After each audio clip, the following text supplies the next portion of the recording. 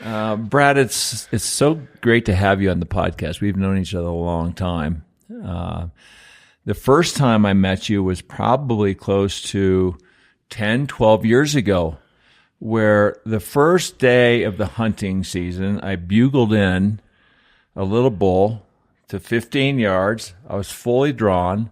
I'm thinking, wow, this is easy. I can get a bigger one. And I went the whole season working my ass off, never killed one.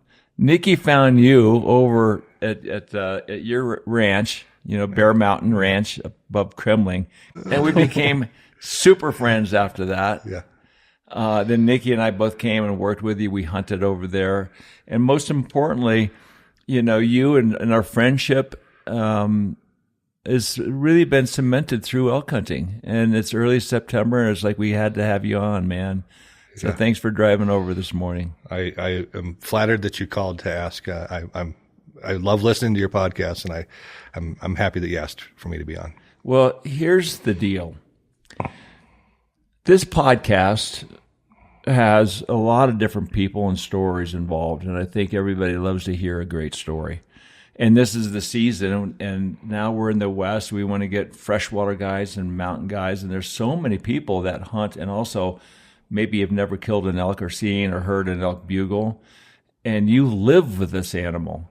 And what I'd like to know, since you had a high fence portion of the ranch at one point, and it's no longer there. Correct. What did you learn by having a high fence and raising these animals that might have helped you become the outfitter that you are today? I would say there were parts of the high fence operation that I was I'm happy I got to be a part of it. I'm happier that it's gone, but being able to spend that much time, year round with elk, from birth to when they were 7, 8 years old, getting taken down inside of our high fence game preserve, which we had, we've always had free range hunting, which is now we exclusively are. But, I think just being able to be that close year round, with these animals, you're hearing elk talk, all the time. And then during the rut, like it was bonkers, we'd have 60 bulls in there just screaming 24 hours a day. I remember your lodge is right there near it, and I remember at night I couldn't sleep. These animals are screaming. Literally, you got to shut the windows. Unbelievable. Yeah. It was a fun time in our story. Need to be a part of, and like we had kind of visited earlier, there were some really good parts to it that I'm proud of. I'm happier that it's not what we're doing anymore, but I know we had a lot of real special hunts in there, like kids with disabilities or people handicapped or disabled veterans. That we did a bunch of that stuff. Kids in wheelchairs. That just, how hard free range archery elk hunting is, or even rifle, just free range hunting is tough. So without an avenue like that, there's a lot of those hunts that we did or those people that we were able to cater to that just would have never ever heard an elk bugle or seen them the way we did. So there was some good to it for sure. Yeah. How did you, by hearing these animals so consistently in your backyard, did you learn how to speak to the animals a little bit better than you would have had you not been so close to these animals?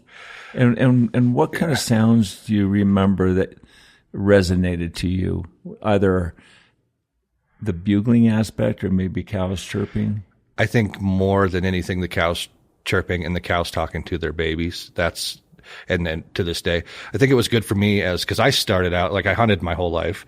I remember hunting with Dad, we'd go years and not even see or hear enough. We were all public land hunting, and it's not as productive, right? So then when I got onto this operation, being able to get thrown to the wolves, literally, like you're hearing and talking with these elk day after day, it was a great way to learn how to be a guide. That's for sure, because you're seeing and hearing, more than I think almost anybody gets to experience. Right.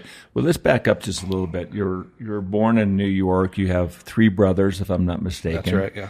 What kind of hunting did you first get into with your dad? So we, our family is just big into conservation and hunting and fishing since before I was ever born. My grandfather was big into, he's actually has a fishing dock that's dedicated to him because he was conservationist of the year back east.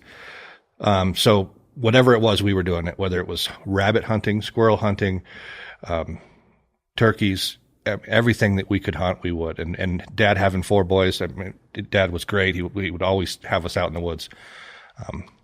I was probably the least into it. I always liked it, but out of the 4 boys, I think both my parents would probably say that I didn't really dive in as much as everybody else did. My other 3 brothers were all in, always wanting to be with Dad out in the woods, and I did it, but I think I did it a little less than my brothers for one reason or another. Maybe I was mama's boy and just didn't dive in all the way like they did. I, maybe embarrassed to admit that, but now that's all I do. But when I was growing up, it was just something that I liked it, but it wasn't the only thing I was into. One of the things that I'm always kind of interested in, they love to fish. So usually what kills their passion is they start working in the fishing industry or in the hunting industry. And I know how hard you work being an outfitter over there above Kremling. It's like you can't even breathe. You're so busy because there's so many parts of your life that there's no time to enjoy it. Now you're working for other people to harvest these animals. Do you still love it? Without a doubt, I still love it. I don't get a lot of opportunity to do it myself because I'm so busy. I do a lot of coyote hunting, off season. I try to do what I can off season. I like bear hunting. So I still make time. It's still, I love it. It's just who I am and it's who my family is. We love eating game meat. But there's definitely a lot of truth to it's for September, October, November. I'm just in the woods helping other people get animals. So I still love it, but I just, I don't get much opportunity to do it myself because I'm busy with clients so much, I guess. So here's my question. You're running a big operation, but also too, you had to become a cowboy. You're a cowboy. You're a roper. You got into roping. And I know that one time you said, I'm not a cowboy, but you had to do cowboy stuff. And then how did you get into the roping stuff via cowboy? And what's your life like as a cowboy part of the year? So I think what does cowboy mean? Yeah. So I guess a couple things I'll say to that. One is I would think cowboy is right here. It's not what you're wearing on your head. I think it's what's in your heart. Especially you, Dad. Well, I got both. Okay. I got both. Yeah, where's I don't your have horse? any spurs. I don't have a horse. But over the years, I've seen a lot of kids they hire some kids, and then the first thing they do, they go out and they never cowboyed in their whole life, and they buy the whole costume, the hat, and the pearl snap shirt, and the boots, and that's what I mean by cowboy. I think is in your heart. I still kind of stand by the fact that I'm not a cowboy, and the only reason I say that is out of respect to real cowboys, the guys have been, to call somebody a cowboy is really an honor. In my opinion. So just out of respect to real cowboys, I don't think you can consider me a cowboy.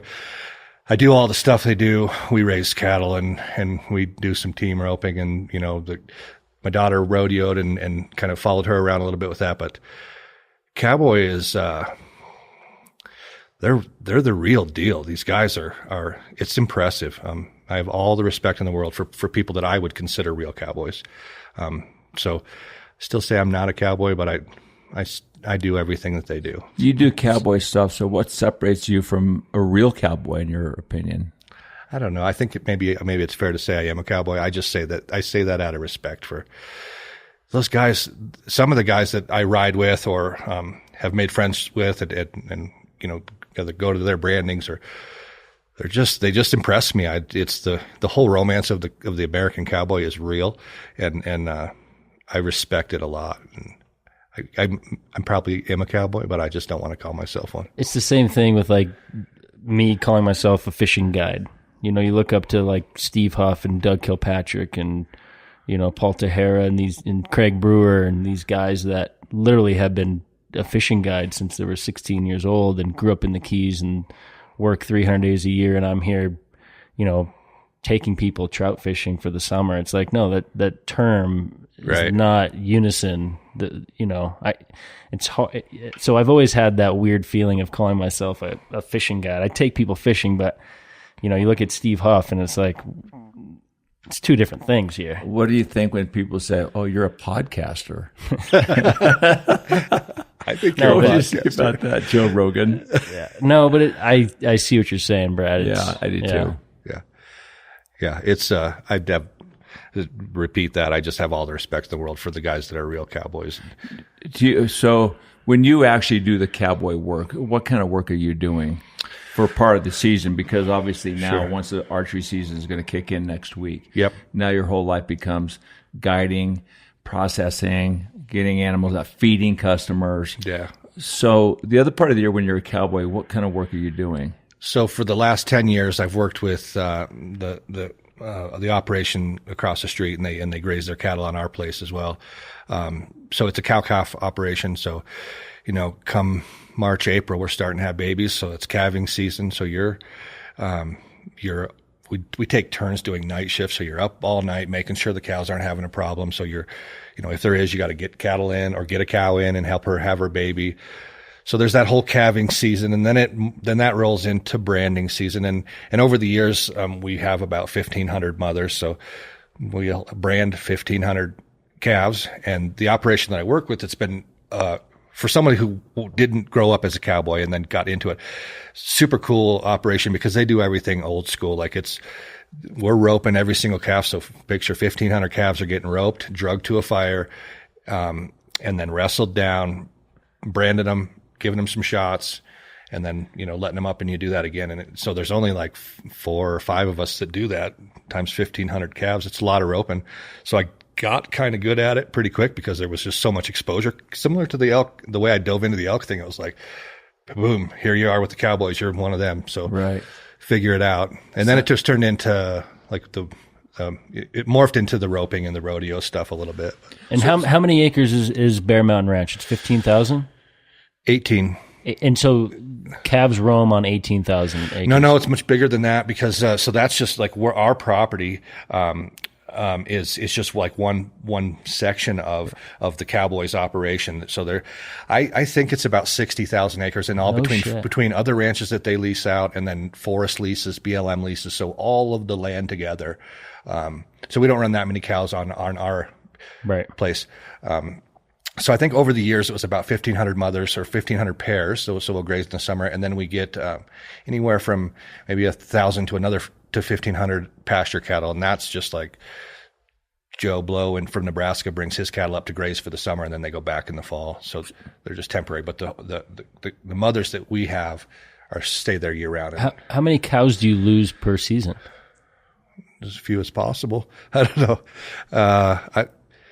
Some get sick, and you try not to lose any, but or just get lost, breaking fences and. No, you don't really. No. They don't really get lost. I mean, your dog finds them. They come. They come.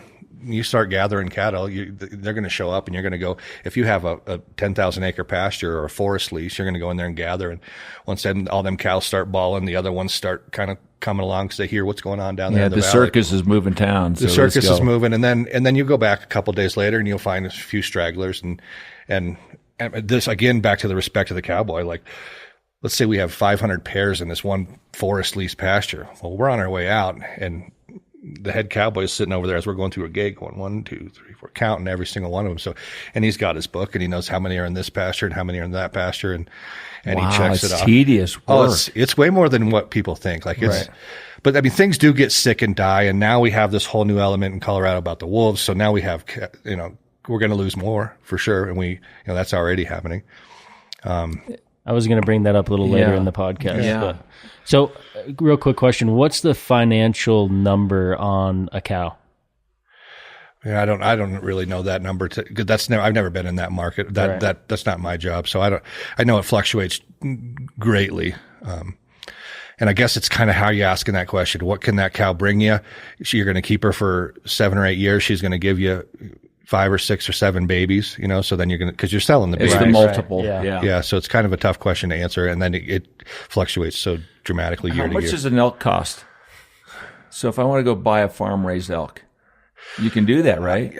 You can. It's been a lot. We've been out of the high fence thing for over a decade now, so I don't really. Like if I don't kill something, can I go buy an elk? Yeah. Yeah, but we used to do that. We had cows that because the market for us was always in, you were raising these big bulls and people would come shoot these big bulls. And that was funny too, because you'd have guys come, they'd book a hunt, they'd come from, let's say they come from Texas and they want to book it during second rifle season because there's no seasons in the high fence world, right? Yeah. You can come shoot it. Come in June. You could shoot it with a bazooka wearing a bikini. You could shoot there's no rules, right? So, but guys would try to coordinate their hunts. I don't know how I got on this direction, but guys would coordinate their hunts with second rifle, Colorado second rifle. And then they'd come in and they'd wear the blaze orange. Well, none of that's necessary. And then they'd get their trophy picture with the blaze orange and their bull. They go home. Look what I got in the Rocky Mountains of Colorado. Well, you did have a couple of people do TV shows, correct? Oh, yeah. They did. They filmed a hunt inside the high fence. Quite a few. Yeah. Yeah. But we're not mentioning names, are we? No, because there's some that everyone would know for sure. Wow. Yeah.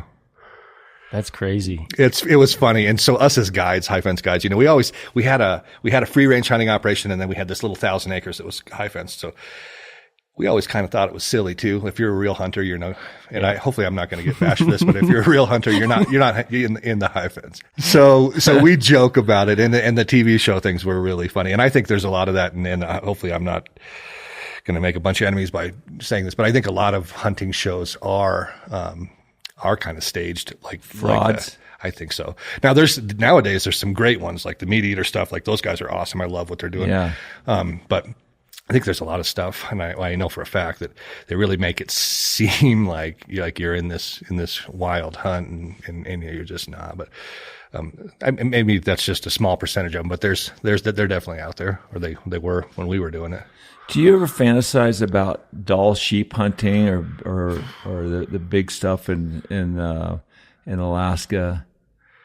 Yeah, without a doubt. Big goat, not necessarily big goat, but sheep. Sheep is like the royalty, isn't it, of bow hunting? I think so, yeah. Yeah, and I'm, that's without a doubt. And I've been applying for the goat and the bighorn sheep in Colorado for as long as I can remember, and I still haven't gotten that tag. But yeah, you asked earlier, being in the hunting business is the thrill go away, and I still I'm dying to go on a sheep hunt or a moose hunt or a grizzly bear hunt or whatever. I do dream about that. Yeah. Absolutely, because I get more than my fill of elk hunting for sure. Right. What about you? No, for sure. I mean, yeah, but those tags cost $30,000-$40,000. I know, it's crazy. right? the Dall sheep and the stone sheep, they're especially in the desert bighorn, they're $30,000-$40,000 tags. Right. Yeah. Well, let's start back here.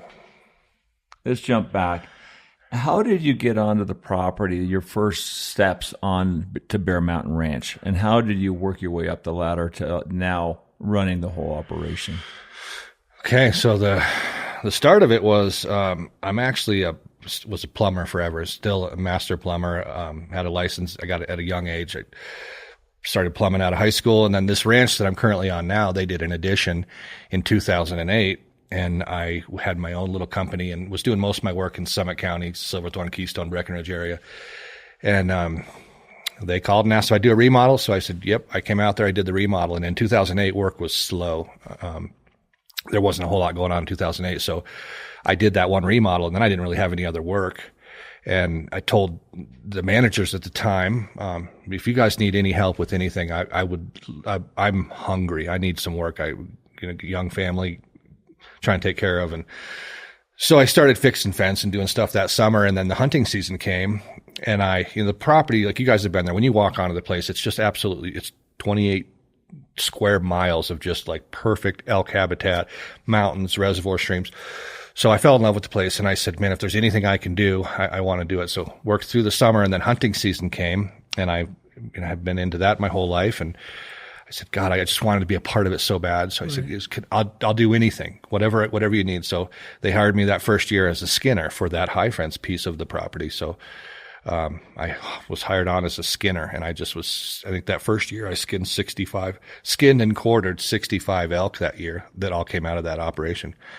So I got really good at that. And got strong. Yeah, I got really you efficient. You probably hauled most of that out too. Yeah, we had a flatbed truck we'd lift them all up on. And so that was year one. And then I won't go into all the details, but I kind of just, the people above me, there was some, I guess there was an embezzlement case and some people quit. So the people that were kind of running the show, they kind of fell off, and I was there at the time. So I think by year three, well, I guess I stayed through the winter. Hunting season came and went that first year, and then I stayed through the winter, helped them feed their elk herd and their bison, because we had a bunch of bison that we were raising as well. So it turned into a year-round job. And then after, I think it was year three, some people quit and some things happened that everyone in the management end of things was either in jail or quit. And so I raised my hand. And is that typical of a outfitting? No, and or was that just isolated with you guys? That was just isolated. That was just some rotten people, and there was a meat business, so there was some stuff happened there. So at that point, I was completely underqualified, but I was like, I raised my hand. I said, I can do this. I can run this place. If you hire my wife, because my wife she's the brains of the operation. So if you hire me to do this job, and you hire my wife, she can run the office part of things, because that's what she does. And then I can, hire another guy to help me out. And so fake it till you make it kind of thing. And I went through some growing pains, but I took it over. And honestly, from there to where I am today, we've built a monster of a hunting operation now, 100% free range. But hired us to kind of take over. And like I said, kind of went through some growing pains, but we went from being a skinner to now running the show up there. It seems like so many people that you meet in high places start out at the bottom. There was a guy that used to be a producer for NBC when I was doing the World Cup and Olympic coverage for TV. He was on tour at NBC Studios, and he was on a tour, and he went, he was going on the tour, and all of a sudden he just diverted and walked around by himself. And he thought, I want to get a job here. I want to be in TV. Okay. And they hired him as a runner, starting base floor, and then he became a high-end executive producing the Olympic stuff. And you hear that a lot of times. If your passion leads you to something, even though you're not good at it, you like it, like fishing. Mm-hmm. One day when you're like 9 years older, maybe even a little bit older. My dad, I'll tell you a great story about my father. My father, I think, hated his job his entire life. He was in the lumber business.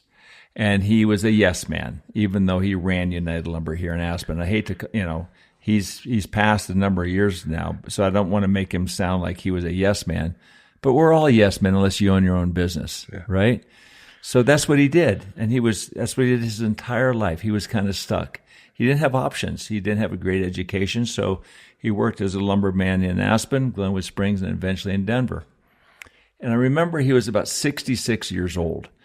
And he came up to Aspen, and we started fishing when I was very young. I was probably eight years old, I think it was, 7 or 8, and we went fishing on the river, and he fell out of it right away, like golf. But I liked it. And he never really got onto the whole fishing thing. But when he came to Aspen when he was 66, I took him to the river. And I bought him a vest, I bought him waders, I got him a rod and a reel, I took him to the river, and I taught him how to nymph fish. I taught him how to find fish, what to use, and how to catch fish. In like 4 months, he quit his job in the lumber business and found a job at Anglers All in Denver, Colorado. And he became a little bit of a fly tyer. And I used to bug him. I said, Dad, you're tying egg patterns and worms. Those are not flies. But anyway, it changed his life. He became a full-fledged fisherman at a later point of his life. Sure. So we go back to, your passions, and you get your foot in the door, regardless of your age. It can lead to great treasures, like you with Bear Mountain. Yeah, absolutely. The whole, what do they say? Enjoy what you do and you'll never work a day in your life. Like I take that very seriously, and we've been really fortunate to kind of do that and live that story. And anyway, let's take another step back. You have been at the very top where you are now, running this operation, a very high-end successful operation. Starting next week, you're going to have bow hunters there. They're all under your umbrella, even though it's Bear Mountain. It's you and the things that you have created over there. But at one point, you were at the bottom. You went from the very, very bottom to the top. And you're willing to talk about it. And we've had so many people contact us that have seen other guests on the podcast that have had alcohol issues, drug issues, and you too have had that issue. And I think one of the most compelling things that I know about Brad Probst is that you fought your way out of this hole, and you're willing to talk about it because not only is it freeing, but also it helps so many other people that have the same problem.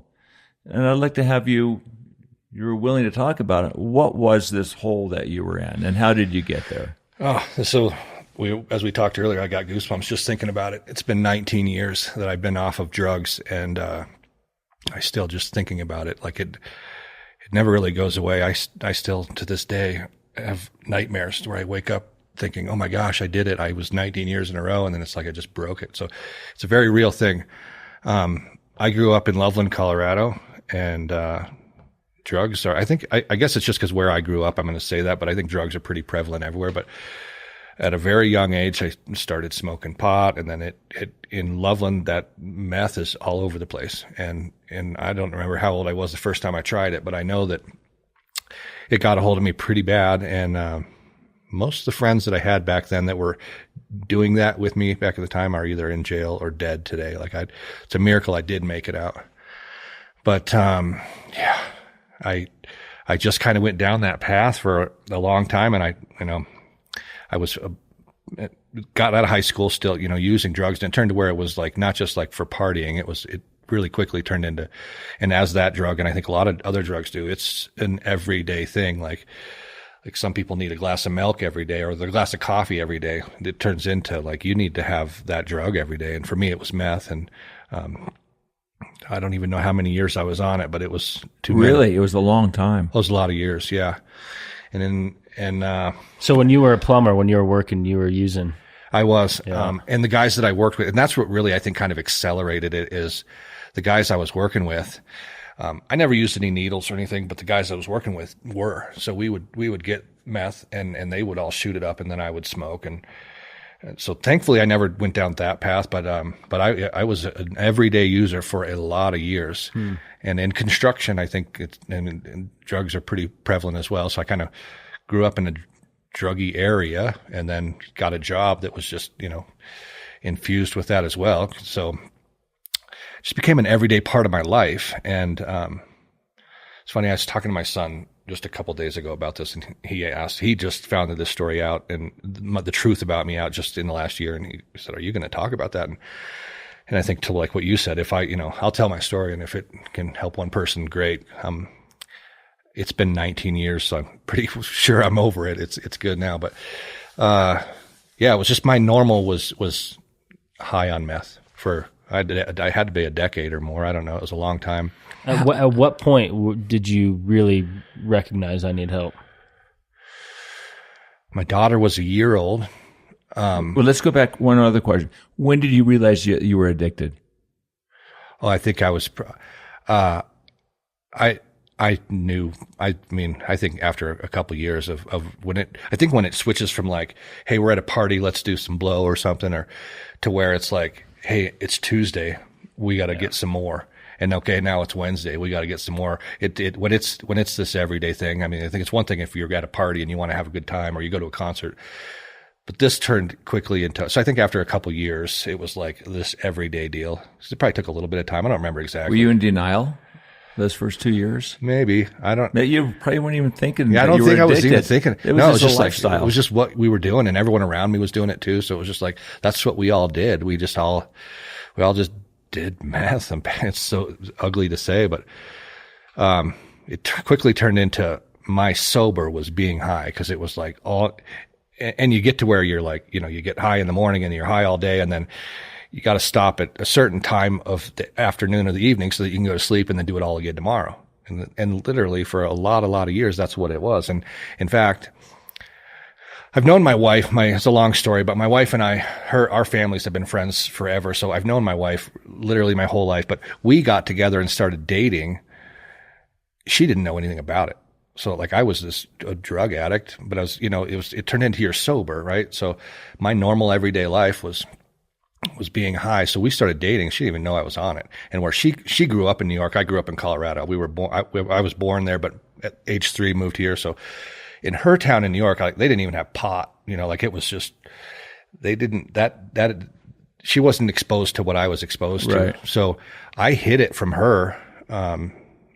It was years. I hid it from her. She never knew because I would just leave for work. I had my own plumbing business. I would go to work, come home, and it was so easy to hide. And the only way she found out was, I don't exactly remember the year. I think my daughter was about a year old. But I decided I'd had enough and I'm just going to quit. And I feel like I'm strong-willed enough to, at that point, I'm going to quit. So I remember quitting, and that's when I couldn't hide it anymore. Cause like now I'm not, my sober was basically being high. So now I'm like, okay, I got to try to get off this drug, put it away. So then I couldn't function. Like I couldn't get out of bed. I couldn't do anything. So I, like in tears, kind of had to come clean to her. And she said, "What is wrong with you?" So here's the deal, honey. And I remember thinking at the time, like, she'll be okay with it because I'm telling her that I'm going clean. Well, she was not okay with it. And, as she should have, she lost her mind. And she said, you've been hiding this from me. She felt very betrayed, as she should have. And it was a horrible thing for me to do. But, so I made it through, like, I don't know if it's withdrawals or, people getting off drugs. It was a hard couple weeks. And then after that, it just got better and better. And I will always remember my wife telling me this. She's like, "This is not a 3 strikes you're out deal. You just had your 1 strike. And if you ever do it again, me and your daughter will be gone." And that stuck with me. And I was like, okay, I want you guys in my life and I don't want that in my life. So I never went back. And then it's been 19 years.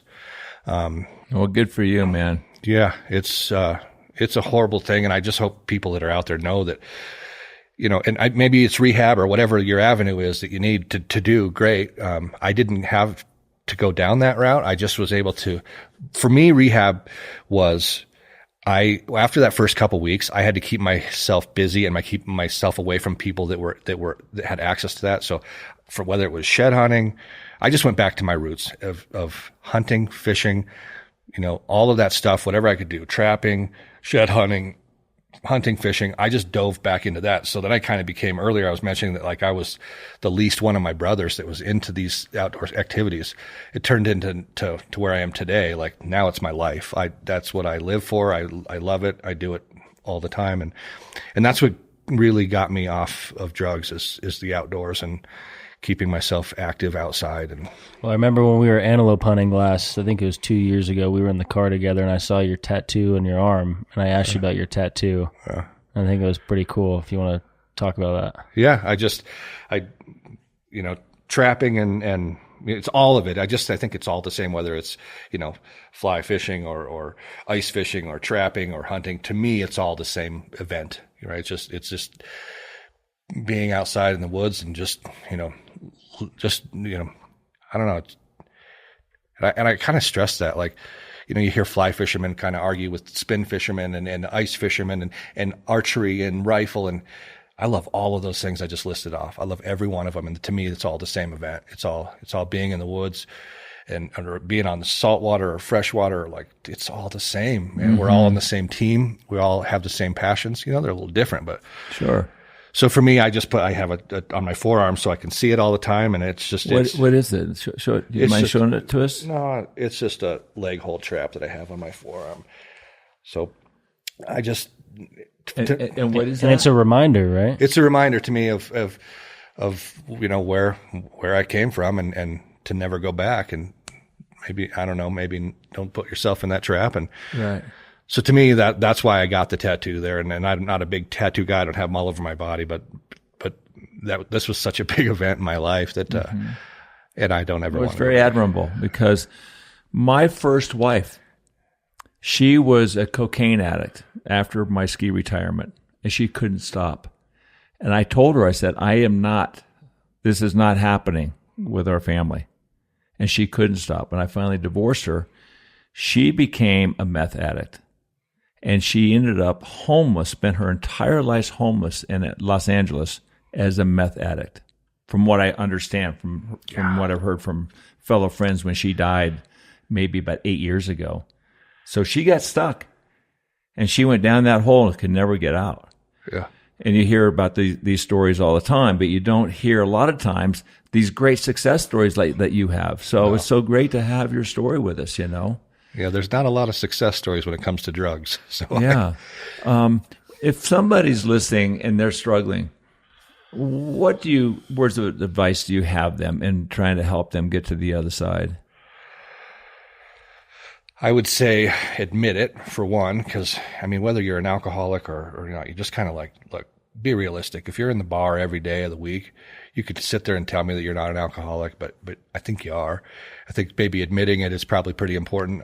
If whether it's alcohol or meth or whatever the drug of your choice is, I think you got to come to the realization of like, look, this is probably a problem. I seem to do this every day. Just face the music and sobriety is awesome. Like it really is. There's, back to the hunting, fishing, all that stuff. Like there's just so much fun you can have out there without that stuff. And there's just like we just said, there's not a lot of success stories with it. Yeah. In a way, like my kids, I have my daughter's 20 and my son's 17, and we are very close. It's like, I love what you guys have here. And I've kind of wanted to have the same thing with my kids, and I've strived to have that, and I do. But me having gone down this road for sure is I think kind of put a fear into my kids of like, geez, this is how close it could have come, our life could be completely different. Mm-hmm. So if I had to bite that bullet, take that sacrifice to like make sure that they stay away from it. And there's no doubt in my mind, they won't ever go down that path. Has your family become closer since your outing, if you will?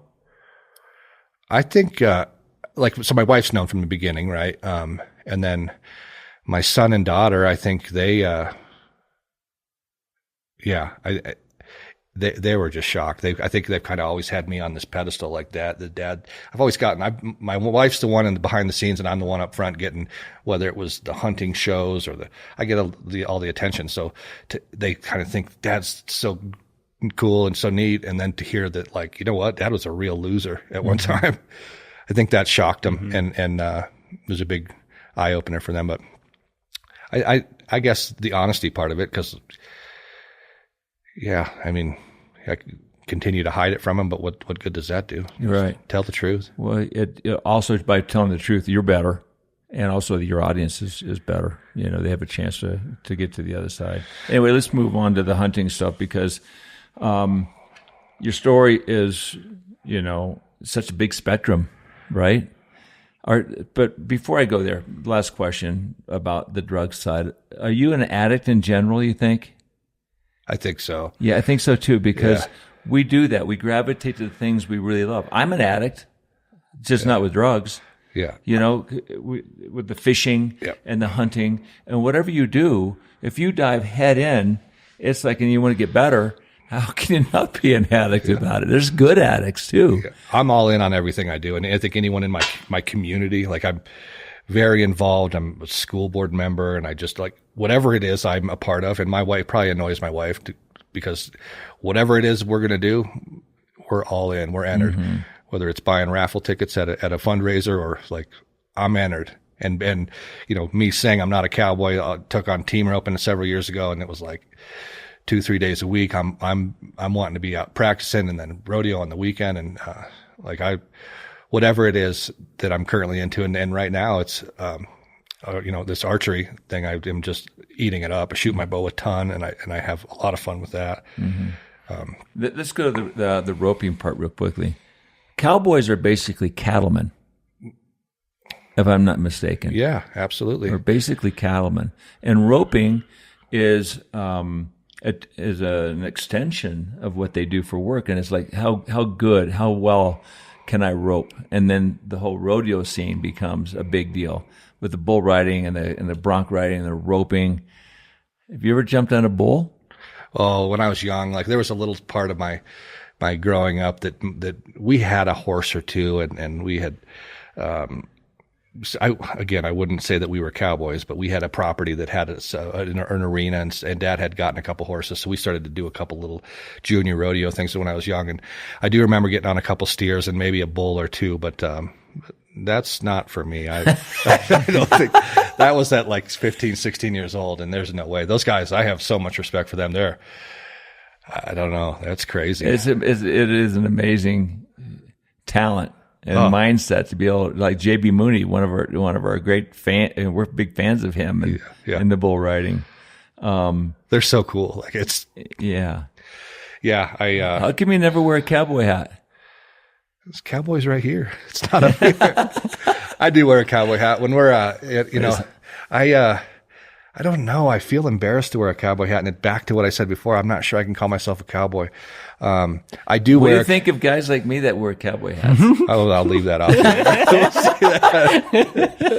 He's probably thinking, yeah, he's a high fence hunter. He wears a fucking hat. He ain't no cowboy. He ain't no hunter.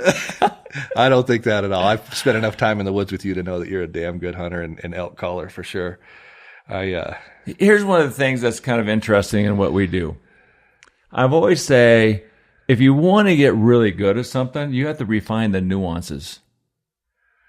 Every piece of the puzzle has to be polished so perfectly. Well, yeah.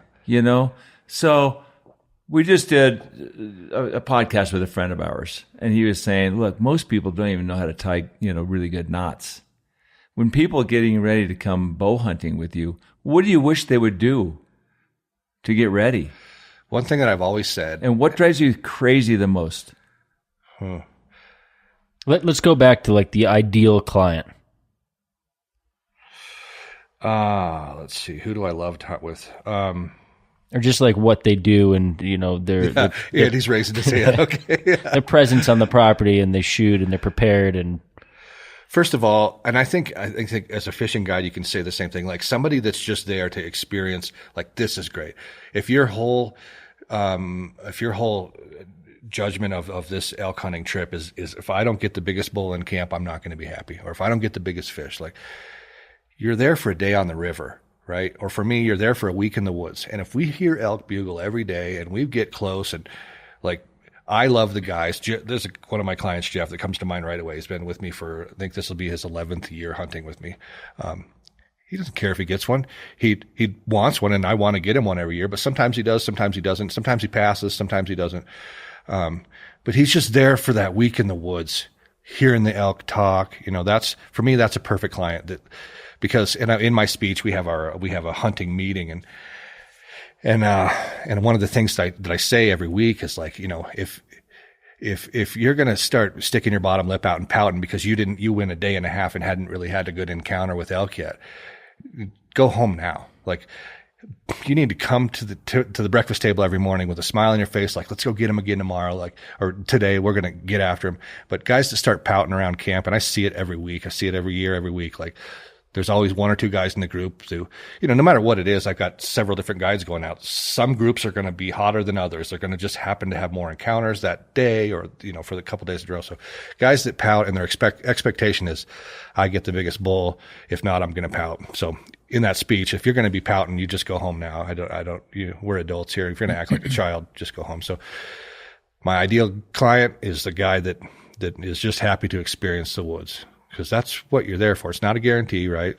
We do really well, but not everybody's going to get one every year. So the guy that's content with his hunt, regardless. And then what I don't like is guys that want to pout because, fishing, guiding, some days you slay them. Others, they're just not biting. So there's only so much we can control. And if that's going to shape your whole attitude, then yeah. Do you still get nervous guiding? Oh, yeah. I mean, yeah. Like, do you feel like a pressure weight on your shoulders sometimes? Like, yeah. And I think if you don't, you probably shouldn't be doing it. Right. Yeah. I mean, they're hiring us. So for me, it's twofold because I'm the outfitter and I've got all these other guides, but then I also guide. So I want all my clients to be happy and have fun. So I'm nervous that the camp is going to be good. And we are, fortunately, we're on this big piece of private property. So it's good hunting. So that element. But then when I have my client with me, I want him to be happy. You know, I want to get him one, and I try really hard. You know, and our guy, it's hard because a lot of time there's so many things that can happen, and I get that. I hate guiding. I hate it. You're good at it. I can't sleep at night, and it drives me crazy because if I'm in there, it is what's going to happen. Yeah. And the problem is when you're trying to help somebody catch that big tarpon or kill that big bull, sometimes he's not even in the ballpark of being qualified to do that. Yeah. And they expect these great things because they've seen them on TV. It's a private ranch. They expect to kill something. Like a great friend of ours that came hunting with us, you know, recently, and I don't want to mention his name, but he knows who he is. And he was saying, I'm not coming home unless I kill a 6x6, a 6 only, right? And he goes home without anything. It's hard. Oh. Even though it's a private ranch, it's hard. But you're going to see a lot of animals over there. Yeah. Yeah, you're going to have, like you hunt with us, you're going to have encounters, and you may not get some. We have some fantastic stories and videos on our social media stuff. You can see, you know, one that comes to mind is the guy shooting one at 2 feet. We have a video of that.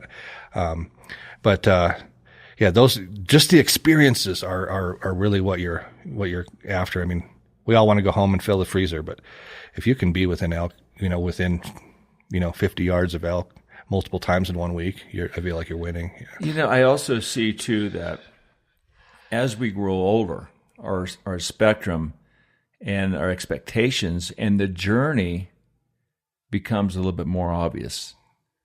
When you get a little older, you've had many moons and miles out there doing this fishing and hunting thing.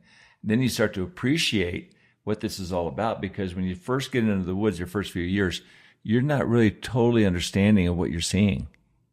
You know what I'm saying? Yeah. It's like the first time, you know, you see this monster ski area here, or you see this big ranch of yours. It's so new, you can't appreciate it, and it's so overwhelming.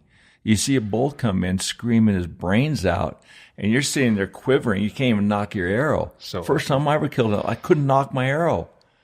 And it's finally like, knock this damn arrow and kill this elk, and I finally did it. But it's just so magnificent in its entirety. And later down the years, 16, 17, 20 years later, you realize it's a little bit easier to go home empty-handed. Yeah. But when you first get there, you want to kill everything. And the biggest bull. When you were saying that, it made me think of this, and this is what I've said over the years to different clients that come through is, yes, I want everyone in this room to get the biggest bull possible. But when I walk through your house today, and we walk through, I don't know how many elk racks you have, but there's about a dozen or something like that, and you tell me the story of that one or that one, like, that's the trophy, right? Not that bull. The bull that I got in 2024 is the biggest bull. Well, to me, like, I'm going to try to kill a bull every year. Or, you know, typically most guys that are passionate about this, archery, hunting, or rifle, you know, you want to try to get one every year. And to me, the trophy, if you could walk someone through your shop and be like, there's a dozen bulls on the wall, and this one was from that, or this one was from that. Like, that's the trophy. So I guess my point there is, like, every year do you have to have the biggest bull? I don't think so. It'd be cool if you did. Some of those guys, Cameron Hames and Rogan, they seem to all have a monster bull every year, but that's just not the reality for 99.9% of us hunters. No. And I also think it's cool what you do at Bear Mountain is if you do draw blood, like most ranches, you're not done. You can still kill a cow. Yep, because the tags are, you know, the statewide tag is either sex. So, that's something I say to clients too. Those cows are not really easier to kill than the bulls, and they taste just as good. And yeah, sometimes they're harder. They are harder. That's the thing. Like I won't go. I mean, if I can control not going a year without elk meat, we eat it so much. So I typically kill a cow. Here's something that's kind of come to a real sharp point in my conscience about elk hunting now. I feel as badly if I were to kill a cow. With my bow, I've only killed one. But then after the fact, I started thinking, man, I might have just killed 2 animals there. Sure. This is the rutting season. She could be inseminated, and I just killed 2 animals. How do you feel about that? I guess my first knee-jerk reaction answer to that is I'm not a wildlife biologist, and they're the biologists that manage the elk herd in Colorado. have set a number that they think it should be managed to this level, and cows are a part of that. So it's okay to remove. Yeah, I get what you're saying for sure, but in reality, it's good to. I mean, we're hunting to manage this elk herd, not just to eat, but that's why the state has biologists to figure out how many should we do need to take this many. We're planning on, a 20% reduction in this herd size. So that's part of it, Right. So what do you think about Colorado going to a draw state next year? So I actually paid pretty close attention to those meetings and sat in on some of that Zoom stuff that they were doing. And then they did go through with archery out of state. I guess I kind of am torn on that. For me in my business, it's not ideal because I think in time, I don't think it's going to happen right away, but I think in time they could limit the amount of tags that they're going to hand out to out-of-staters. It seems like you're kind of shooting yourself in the foot a little bit because a lot of our revenues come from these out-of-state hunters. So why are we treating them so poorly? I really don't know. What about this? What about hypothetically? The out-of-state hunters that are hunting public land, they should be a draw unit tag. But if you're going to go to a private ranch to pay that much extra money to hunt on a private ranch that is governed by somebody like Bear Mountain, you should be able to hunt without drawing a tag. So I think that will work itself out in the way of which they already do now in during our draw seasons. And you'll look at the leftover list, and if you'll see there's like right now, I think for there's a rifle season that has 400 some leftovers or 300 some leftovers because it's private land only. So like that, I don't think that's going to be a problem for private land operations because only so many people have access to private property anyways. So those tags, they'll be able to get those tags. I'm fairly confident in that because it's a different tag, private land only, or, unit 181 or unit 181 private land only during a draw season. So like for first rifle, that's how it already is. Mm-hmm. And you're able, there's leftovers of the private land tags. So for me, that element of it doesn't scare me too much. As to should they treat it that way, I just don't think they need to because there's not everyone has access to private property, so they can't even sell all those tags anyways. Well, let's just say, are you going to still be able to be filled for your entire archery season? Yeah. Even though if they go to non-resident draw next year. Yeah, because the way that I'm understanding it, and I actually called and had some conversations, just because they're saying that it's out-of-staters have to draw, maybe for a lot of units, every single person that puts in is going to be able to draw the tag. Right. You don't need 5 points. You can just draw it with 0 points. Correct. Yeah. So, and that's already a thing in some rifle seasons and some other draw seasons. So just because they're making you draw, I think I'm not saying this is going to be the fact in 10 years, but right now, like for next year, I'm not too concerned. There are some elements that do scare me about it. Like right now, our ranch is so big that it's in 2 different units. So there are certain seasons you have to have, like all of archery right now is you can hunt the whole ranch because it's a statewide tag. But like for first rifle, for instance, it's either unit 17 or unit 181. So I have to cut my clients in half and say, you guys apply for 17 and you guys apply for 181. And then you have to hunt the ranch that way. You can hunt one side or the other. So that's the biggest thing that scares me of what you're bringing up with this out-of-state draw is that my ranch might get cut in half for all of archery, which I'll work my way around that too. I'll figure it out. I'll just have to have half my clients apply for one unit and half the other. But that's the biggest scare for me. It sounds really scary. And all of my clients, as soon as this was coming out, they were all calling, are we going to be able to hunt next year? And the answer is yeah. It's just, it may be a little different as far as. But also too, it's good in the fact that, let's just say the unit right here is 43. That's part of the over-the-counter units in Colorado. The wildlife biologists don't know how many hunters are hunting 43. But if you were to have that as draw, and as long as you put in unit 43, you're going to get it every year. Now they can say, okay, there's 20,000 people hunting unit 43 or whatever, and they can say that's too many. That's way too many. We can only issue 1,000 tags for unit 43, and that's so it's smart. You need to kind of have your finger on the pulse of exactly how many people are getting in there, and they don't really know. How could they know how many elk are really being taken each year? they do a count, or maybe, I don't know. I don't know how you would know. And that brings up a bigger discussion about, not having the wildlife biologists make the calls and off of, science, and have it as a ballot, and the ballot front range people voting on wolves. What's your take on the wolves? And because I know they dropped off wolves in Sheephorn Mountain, which is close to your ranch, correct? Oh yeah, they dropped all of the wolves right near us. So yeah, definitely not a fan of ballot box biology. The fact that it's even a thing is just kind of mind-boggling, right? Like, wait, we're going to let the voters decide? Like, why do we have biologists? Period.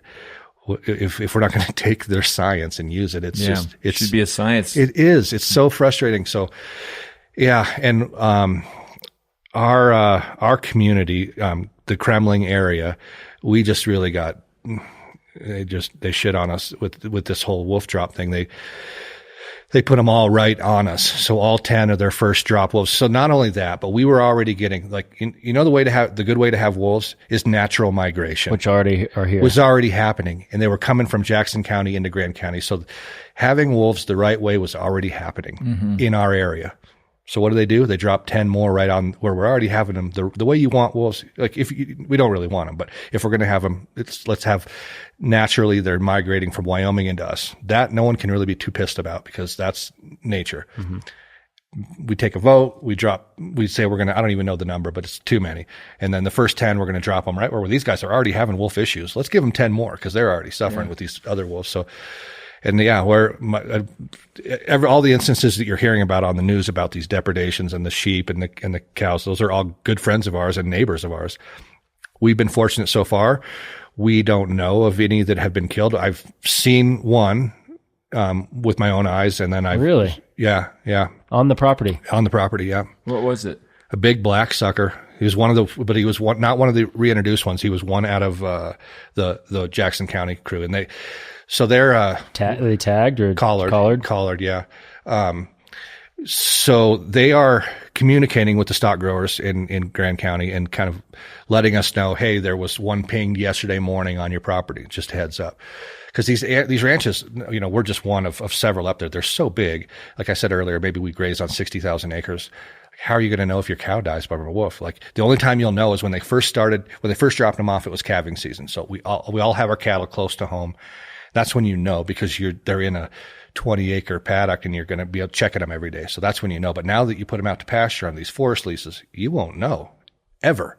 You'll just back to the count thing when we're counting them coming back through. God, we're 10 short. Well, there's no proving that. It's just we're 10 short and you're tough. You're going to deal with that. So, I'm really, we don't spend a lot of time out scouting the elk and stuff. So we're not out at sunrise and sunset like I'm about to be every day for the next 3 months. So, I'll have a lot more to tell, I think, in a month when I've spent the entire month out there every morning and every evening. Yeah. And now they're going to try to ban lion hunting. Yeah. What a joke. Like what in this area, Glenwood Springs has like the highest lion population, and they have like a lot of problems with the lions. And now we're going to just let them go because it worked out so great in California. So let's just do that. It's so crazy. I don't understand it, and I wouldn't be surprised if it does pass. It's sad. I don't get it. And I feel bad for the Colorado Parks and Wildlife and a lot of it because they've spent so much time gathering data, doing these counts, trying to shape seasons correctly. Well, that's out the window now. Forget about it. Appreciate all the hard work you did. We don't really need that information anymore. We're not going to use it. It's so sad. It's mind-boggling. Yeah. The one that I did see, there's no doubt in my mind I was driving and there was just still a little bit of snow on the ground and big black sucker, and I pulled over. I always have my binoculars in the car, and I got my binoculars on him, and just for a couple seconds, just as he ran across the meadow, but just a monster of an animal. I mean, it was big sucker. How was the elk herd on the ranch versus previous years? Does it fluctuate at all, or is it all not to where I notice? I will say so. Even a couple of our one local officer, he seems to ask me every year, but like in the spring, are we seeing a lot of calves? And I will tell you, and the cowboys that I ride with too will say the same thing.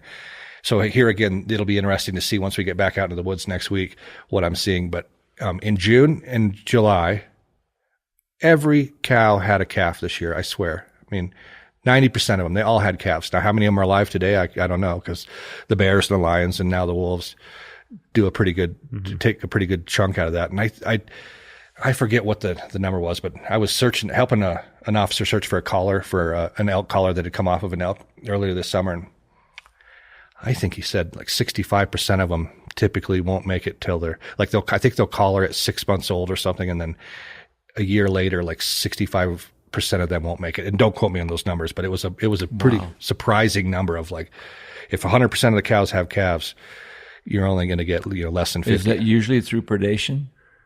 Yeah, I think so. Yeah, I don't know for a fact, but I mean, I don't think they're getting sick. They're getting eaten. Yeah. The bears do a pretty good job of keeping.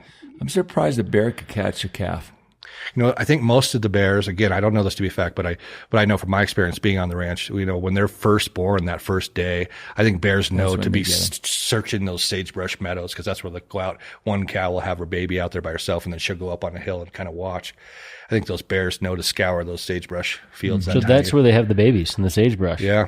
Really? It's crazy. I've been out fixing fence before, and you'll walk right up, and there's just a cute curled up little baby elk just laying there, and then you look up on the hill 500 yards away, and there's mom sitting up there. Why does she move so far away, you wonder? So I've heard this, and I'm pretty sure this is true, but it's my understanding that when they're born, they don't have any scent on them, and the moms know that they do have a scent.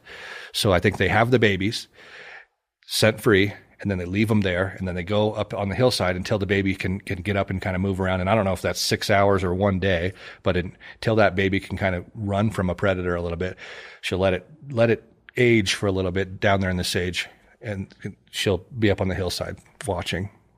It's interesting because you'd think naturally a mother would want to stay next to that calf, to try to help keep other animals away from it. So I think she's doing that, but she's away from it on the hillside watching.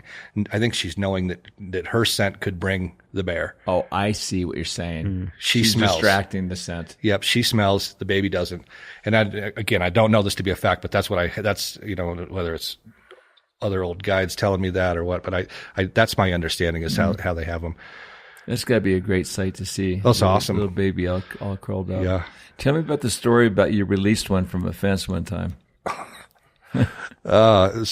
So I think this must have been in later July, because they were all grouped up. But the ranch is big, and I'm out fixing fence, and I'm just on this one fence line, and pretty typical summer afternoon to see a big group of 200-300 head of elk, and all just cows and babies. So they must have smelled me, so they went running across the hillside, and just another day, like, that's neat, got to see a bunch of elk. And as I get a little closer, you just hear this whining of this baby elk, and as I kind of crest the hill, it had jumped through a barbed wire fence and got the wires kind of tangled, and his front right leg was hung up in the fence. And I was there prepared with the right tools, because I'm out fixing fence, so I have some fencing pliers that I can cut the wire with. So I knew what I had when I had it, so I took my phone out, and fortunately I videoed this thing, which is a neat video. So I go up and I get underneath the fence by this elk who's just bawling. And again, mom's up on the hillside 400 or 500 yards away watching. She's panicking, pacing back and forth, thinking I'm probably going to eat her baby or whatever. So I'm filming this because it's really cute, little baby calf crying, and I cut the fence, and sucker ran off, didn't even say thank you, just took off. Yeah. But it was a really cool video. I made a TikTok of it, and it was a neat little video for sure. So how many archery hunters the month of September do you have on Bear Mountain Ranch, and how many rifle hunters? Enough. So I have so each group. So I'm going to say this number, and people are going to say, "God, that's a lot." But each group has. So I have 7 groups of 2 hunters each. So each group, they hunt together. So it's not just better. So each group has just over 2,000 acres to hunt on their own, right? So it's a lot. It sounds like a lot. So it's 7 groups. So it's 14 hunters each week. But 14 makes it sound like a lot, but they stay together, right? So it'd be you two. You've done it. You've guided there before, so So it's a lot. And we played with the numbers over the years, kind of up or down, or what do we charge? And I think we're at the sweet spot right now where we continue to hunt this much. And by the time 4th rifle gets here, there's still 1,000 head on the ranch. I don't think we're over hunting, right? I mean, if we were, and again, you guys have guided there, you know, there's this set of rules in place that we follow, and all my clients know and agree to this policy of, you know, we try not to chase elk. We get into a group of elk, we either kill one or we scare them and then we get out. We don't scare them and then push them further into the woods and then scare them again. And then we don't hunt them in their beds. You know, we don't go into the dark timber. So we have on this 18,000 acres, which is 28 square miles, there's big sanctuaries that we just don't hunt. And that keeps the elk on the property. Yeah. If you don't go into their bedding areas. That's the bedding area. Yeah, we leave them alone. You don't shoot them where they sleep. Because my focus, it's a business, and I'm trying to keep elk on the property from September to Thanksgiving. So yeah, exactly. So if we were to, and we've had guides come and go because they don't follow the rules, or you know. Yeah, see, you guys can't even work there anymore. I follow the rules.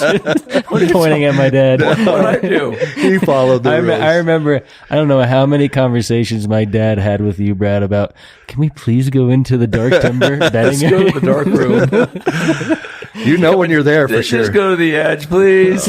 And clients too, they're like, well, they're still bugling right in there. But it's like part of the deal, like in your contract. Like it's just like we hunt a specific way and we're very successful at it. Yes. So you're essentially ambushing them.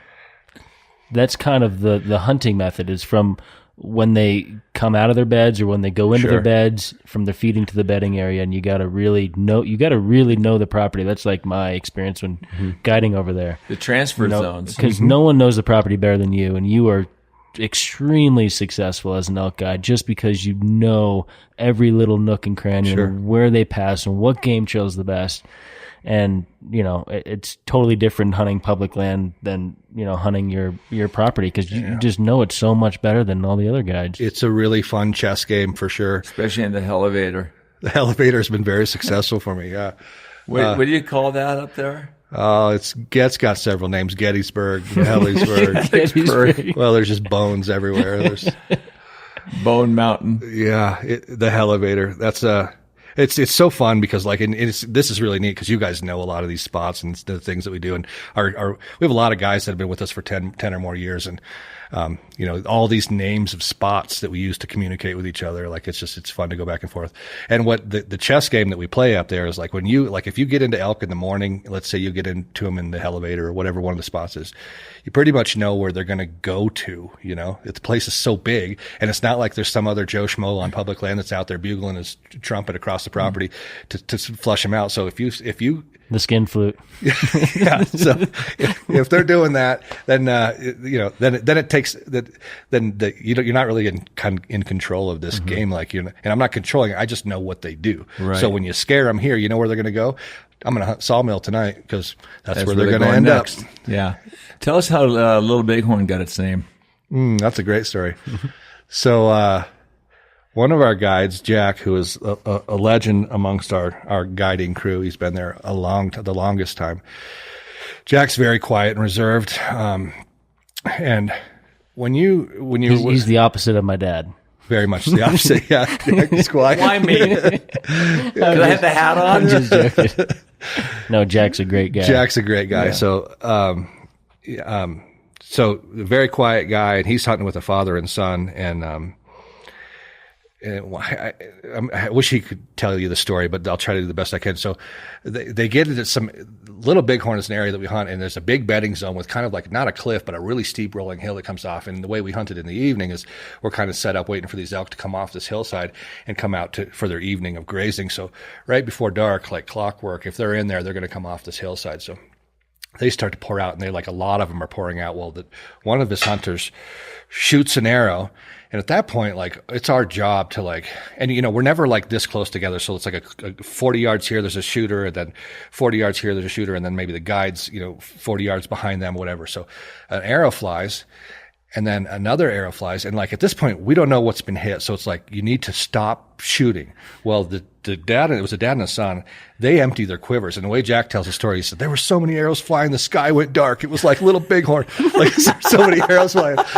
So Jack, who was very quiet, he went up, I think, cussing and yelling like, what the hell, just reading the riot act to these guys about, we're going to find every one of these damn arrows. So they stayed out there till midnight looking for every damn arrow because you don't know what you hit. You can't keep shooting. So you have blood on it? Yeah. You got to go find them. This is our job to be ethical and to follow all the rules. So Jack was really upset about that one for sure. And you're booked out archery season and rifle season 100%. Oh yeah. Every year. So if someone wants to archery hunt on Bear Mountain, how do they?